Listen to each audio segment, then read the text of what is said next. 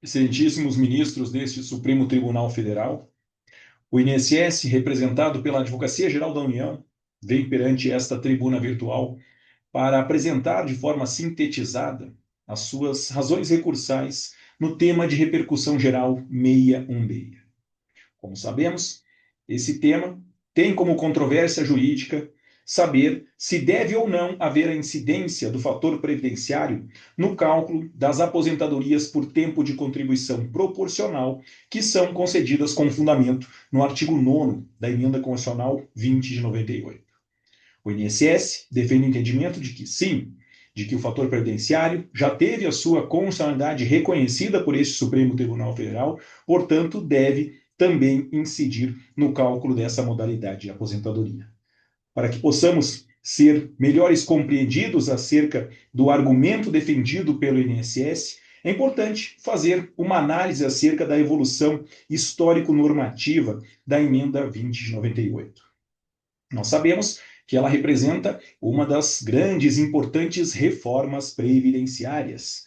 Ela teve como objetivo principal, e disso extraímos a partir de uma interpretação autêntica daquilo que consta expressamente de sua exposição de motivos, que o seu grande objetivo foi contribuir com a sustentabilidade da Previdência Social brasileira, garantindo o equilíbrio financeiro e atuarial.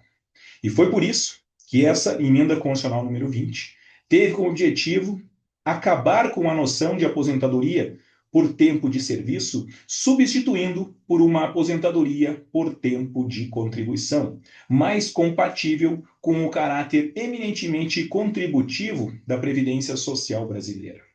Nós sabemos que também a emenda 20, na sua proposta de emenda constitucional, ela planejou instituir o que hoje conhecemos como sendo uma aposentadoria programada, que é aquela que conjuga cumulativamente os requisitos de idade mínima mais tempo de contribuição.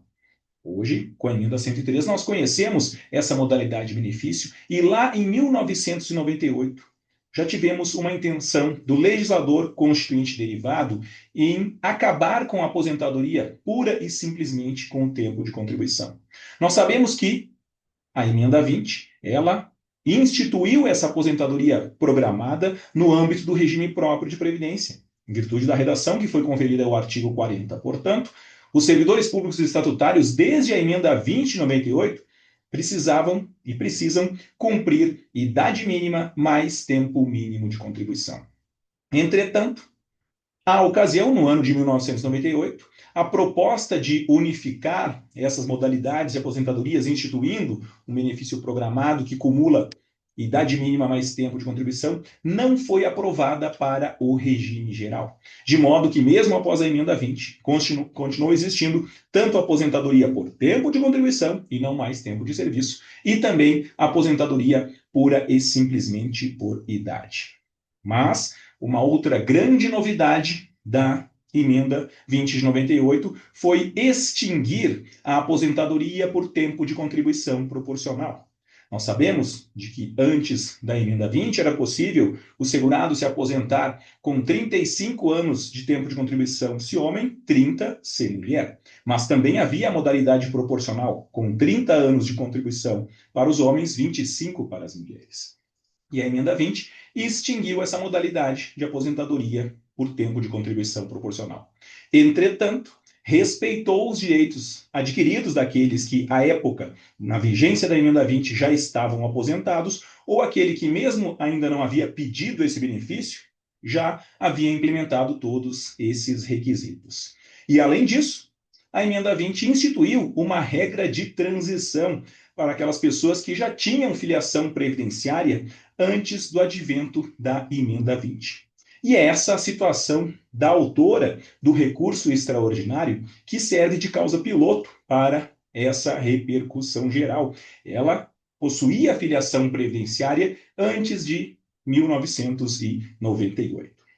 Além disso, outra novidade introduzida pela emenda 20 foi promover uma desconstitucionalização dos requisitos, dos critérios para a concessão e para cálculo da renda mensal dos benefícios, permitindo que o legislador infraconstitucional pudesse e estabelecer novos critérios de cálculo da renda mensal, especialmente a definição do salário de benefício da média contributiva. Até o advento da emenda 20, os segurados se aposentavam e obtinham uma aposentadoria cuja renda era calculada com base nas últimas 36 contribuições mensais, não levando em consideração todo esse período contributivo e, consequentemente, prejudicando a sustentabilidade da Previdência Social. E foi por isso que a emenda 20 permitiu que o legislador infraconstitucional pudesse estabelecer novos critérios.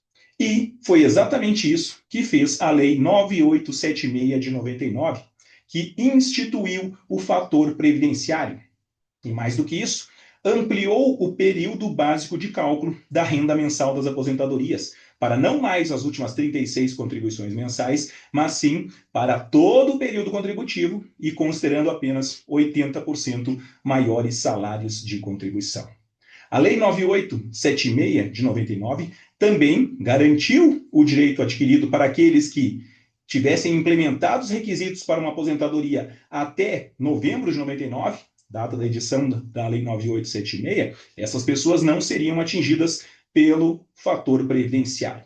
Entretanto, para as pessoas que, mesmo com filiação previdenciária anterior, viessem atingir e implementar os requisitos para a sua aposentadoria após o advento da Lei 9876, estas sim teriam que observar os novos critérios, como, por exemplo, o período básico de cálculo maior e, consequentemente, a aplicação do fator previdenciário. E qual é a situação concreta da segurada hora recorrente do recurso extraordinário que serve de causa piloto a essa repercussão geral? Ela teve filiação previdenciária antes de 98, porém ela só foi se aposentar em 2003, bem após a instituição do fator previdenciário. E o que ela pretende? Que não incida o fator previdenciário nessa aposentadoria por tempo de contribuição proporcional, concedida com base na regra de transição do artigo 9º, parágrafo 1º da emenda constitucional 2098, ela não quer sofrer a aplicação do fator previdenciário. A pergunta é: existe direito adquirido a regime jurídico? Este Supremo Tribunal Federal já respondeu a esse questionamento no sentido de que não é possível garantir o direito adquirido a um regime jurídico. Ou seja, a pessoa detém uma expectativa de direito. E aqui posso compartilhar minha situação pessoal. Quando ingressei no serviço público em 2003, a idade de aposentadoria de um servidor público era de 60 anos. Vem a emenda 103 e aumentou para 65, quando eu ainda não tinha preenchido os requisitos para obter minha aposentadoria. Eu posso alegar um direito adquirido ao regime jurídico anterior? Não. Por isso, serei atingido por essas novas regras estabelecidas pela emenda 103. Da mesma forma, no caso concreto, nós temos um segurado que se aposentou no ano de 2003, quando já vigente a Lei 9876, que ampliou o período básico de cálculo e que estabeleceu o fator previdenciário com amparo constitucional, porque a emenda 20 foi expressa em transferir ao legislador infraconstitucional a prerrogativa de estabelecer os novos critérios de cálculo da renda mensal dos benefícios previdenciários. E é por isso que o INSS sustenta a ausência de direito adquirido a esse regime jurídico e, consequentemente, a necessária incidência do fator previdenciário, que já teve a sua constitucionalidade reconhecida por este Supremo Tribunal Federal em diversas oportunidades.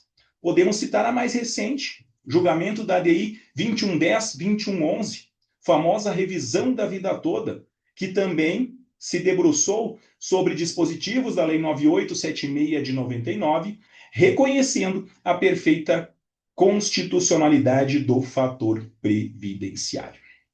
E, além disso, temos que salientar alguns argumentos extrajurídicos, especialmente o impacto financeiro dessa questão constitucional controvertida.